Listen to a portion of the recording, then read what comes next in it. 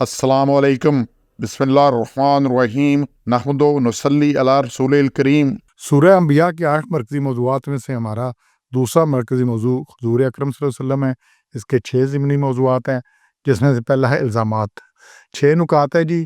3 number आयत में से जो पहली बात आ रही है, आप सल्लल्लाहु अलैहि वसल्लम बशर होकर रसूल क्यों हैं?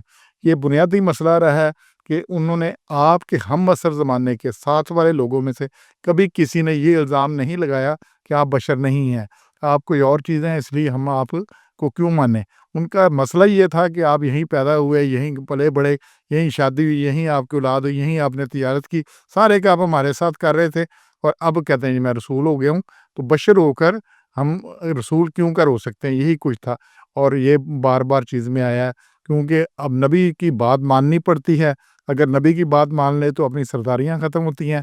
तो इसीलिए मसला ये, जब साथ वालों ने, हम असर लोगों ने नबूवत का इनकार इसलिए किया कि आप बशर हैं, और बाद वालों ने जब नबी मान लिया तो फिर उन्होंने नबूवत मानने की वजह से बशरियत का इनकार किया। ये सूरह कहफ है 18 नंबर, इसकी आखिरी आयत है 110 नंबर। उसमें तो क्या कि अब बशरुम मिस्लुकुम यूहा, कि मैं आपकी तुम्हारी तरह ही एक बशर हूँ, लेकिन मुझ पर वही होती है।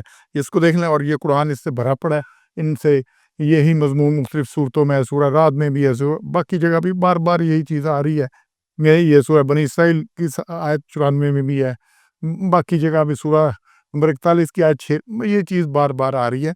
तो यहाँ दूसरा जी 3 नंबर में से कि वही इलाही को जादू करार देना।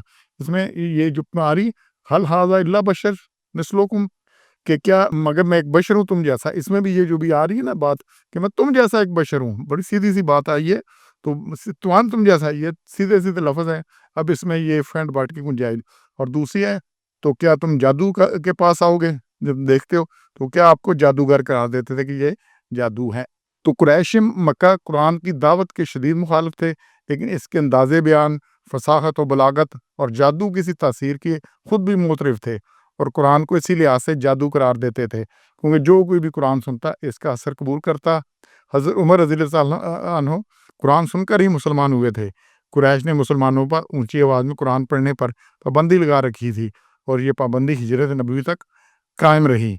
इसके अलावा जहाँ भी कुरान पढ़ाया जाता वहाँ खूब शोरगुल करते, तो ये जादू करार देते। 5वें नंबर आयत में से जी अगले 2 नुकात हैं कि वही इलाही को खुद साख्ता परेशान ख्वाब करार देते थे और शायर करार देते थे, कि ये है ही परेशान किस्म के ख्वाब। ये ख्वाब कोई आ जाते हैं, और ये एक शायरी है जो कि हो रही है। तो हुज़ूर सल्लल्लाहु अलैहि वसल्लम की मुखालफत में सारे कुरैशी सरदार मुत्तफिक थे, मगर ये समझ नहीं आ रही थी कि आपको क्या कहें, जादूगर कहें या सेबज़दा कहें, काहन या शायर कहें, हर क्या कहें। इस गर्ज के लिए तमाम कुरैशी सरदार वलीद बिन मुगीरा के पास जमा हुए। ये अबू जहल का चचा था, और हरब बिन उमैया की वफात के बाद कुरैश का सरदार था। सवाल यही था कि आप सल्लल्लाहु अलैहि वसल्लम की दावत को किस तरह से गैर मुअस्सर बनाया जाए। बारी बारी सब ने जादूगर, शायर, काहन, सेबज़दा के इल्ज़ामात लगाए, मगर वलीद ने किसी की तायीद न की, और फिर खुद तजवीज़ दी कि हम ये कहें कि आप सल्लल्लाहु अलैहि वसल्लम का कलाम ऐसा है जो ये जादू है, इससे भाई से भाई, बाप से बेटा, शोहर से बीवी जुदा हो जाती है। और इस तजवीज़ पर अमल दरामद के लिए अबू लहब की सरबराही में 11 रुकनी कमेटी तश्कील दी गई, और वह सल्लल्लाहु अलैहि वसल्लम जिसको दावत हक देते, अबू लहब पीछे पीछे पहुंच जाता और तैयार शुदा बयान पेश करता, और लेकिन नतीजा इसके बरक्स निकला। खुसूसन हुजाज तक अबू लहब के पहुंचने से आप सल्लल्लाहु अलैहि वसल्लम का पैगाम अरब के गोशे गोशे तक पहुंच गया। इसी तरह नज़र बिन हारिस खुद हीरा गया, और वहाँ से रुस्तम अस्वद यार के किस्से लाया, और ये भी अबू लहब की तरह हर इस मकाम पर पहुंचता जहाँ आप तबलीग फरमाते, किस्से सुनाकर पूछता कि हुज़ूर सल्लल्लाहु अलैहि वसल्लम का कलाम किस बिना पर मेरे कलाम से बेहतर है, लेकिन इन सरगर्मियों का उल्टा ही असर निकला। अगले 2 नुकात जी 5 और 6 आयत नंबर 36 में से कुफार मजाक उड़ाते थे और अपने मबूदों की बुराई से याद करने का इल्ज़ाम लगाते थे। इस आयत में अल्लाह ने बड़ा क्लियर किया है, वो यही कुछ कहते थे कि हंसी मजाक बनाते थे, और कि उनके मबूदों का बुराई से जिक्र करते हैं। तो मुशरिकीन मक्का अपने खुद साख्ता मबूदों की शान नबी सल्लल्लाहु अलैहि वसल्लम के मुकाबले में बहुत अरफा वाला समझते थे, लिहाजा वो आप सल्लल्लाहु अलैहि वसल्लम को देखकर आपका मजाक उड़ाते कि इनमें हमारे मबूदों के मुकाबला की औकात ही क्या है।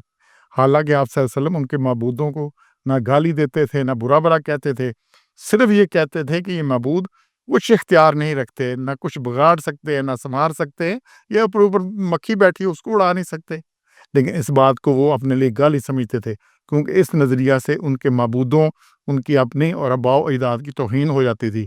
سنجیدگی سے معاملہ سمجھنے کے بجائے ضد اور تعصب میں آ کر آپ صلی اللہ علیہ وسلم کا مذاق اڑانے لگتے، تو یہی وتیرہ رہا ہے، تو ابھی بھی یہی کچھ چل رہا ہے۔